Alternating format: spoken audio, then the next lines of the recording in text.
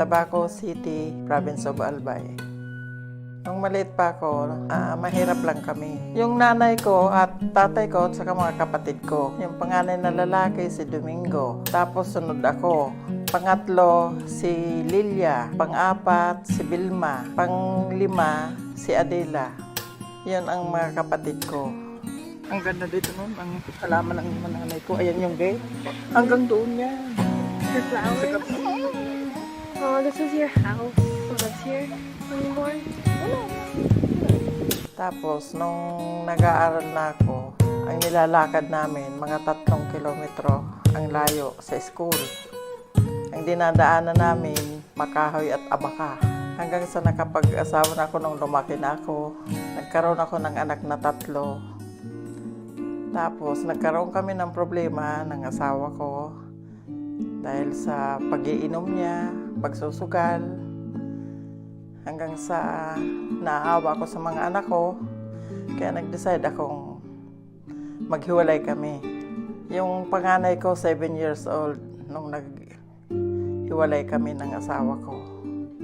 Kaso, naghahanap buhay din ako, nagtitinda ako noon, sari-sari store, kung anong mga pwede kong ibenta, ginagawa ko para mabuhay kaming magpamilya. Kaso ginugulo pa rin ako ng asawa ko, kaya naisipan ko noon na umiwas na lang kasi baka makagawa ako ng hindi maganda.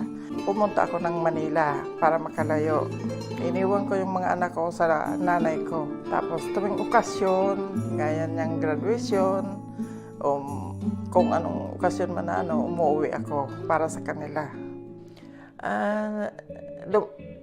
Dumating ako ng Canada 2001, February 3. Yun nga, nung nakapag-asawa yung anak ko sa Canada, nandito na sila. Nung nagkaroon siya ng pangalawang anak, nagkaroon ng problema yung pangalawa niyang anak. Kailangan na yung mag-aalaga na talagang hindi siya mapapabayaan. Kaya inano niya ako na kinuha niya ako na kung pwede na ako ang mag-alaga sa apo ko.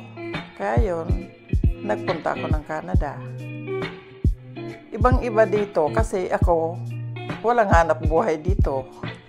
Yun lang, asikaso sa aking mga apo.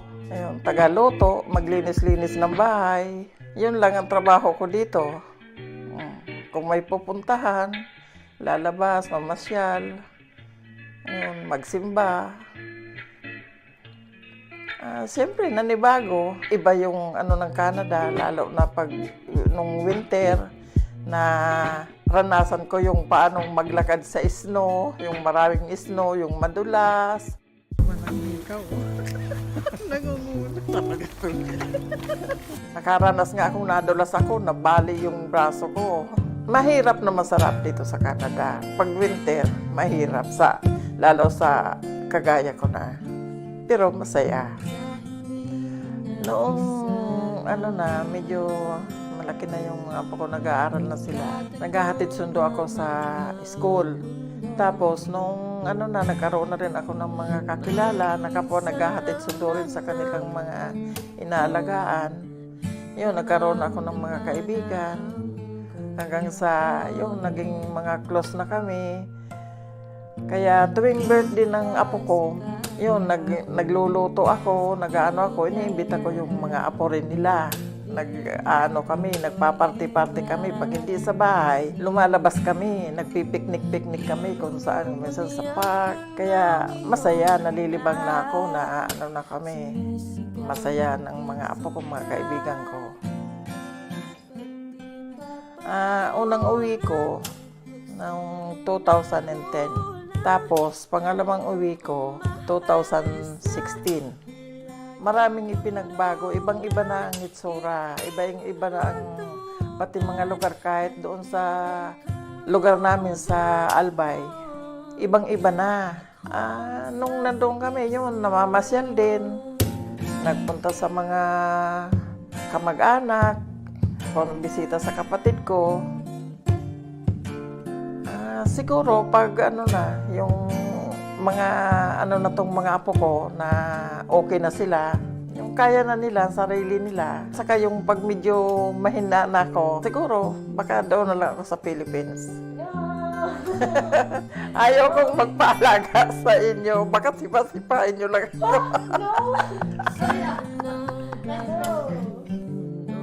Wala naman. Awa ng Diyos. Wala akong naranasan na gano'n. Kahit ibang lahi, maganda ang pakita sa akin. Kahit hindi ko kilala, binabati ako. Yung kinakausap ako. Wala naman. Wala naman ako pinagsisiyan kasi masaya naman ako dito sa mga apo ko. Kahit medyo pasaway nung mga maliliit pa sila. Pero masaya, kasi natural na sa mga bata yon.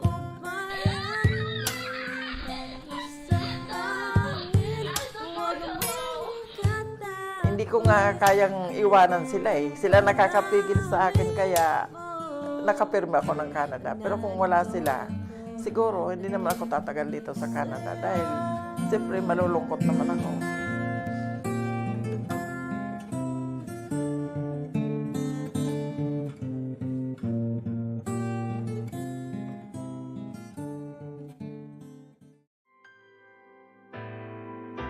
Saan nga ba patungo?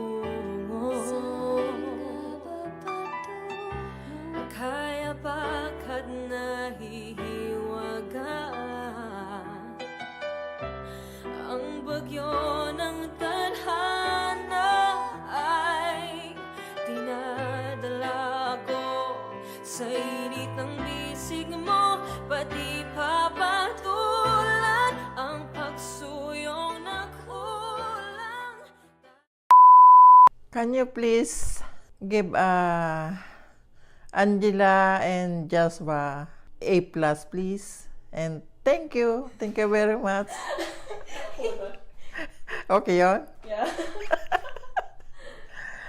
Hindi ko pala nasinyasan na ganun.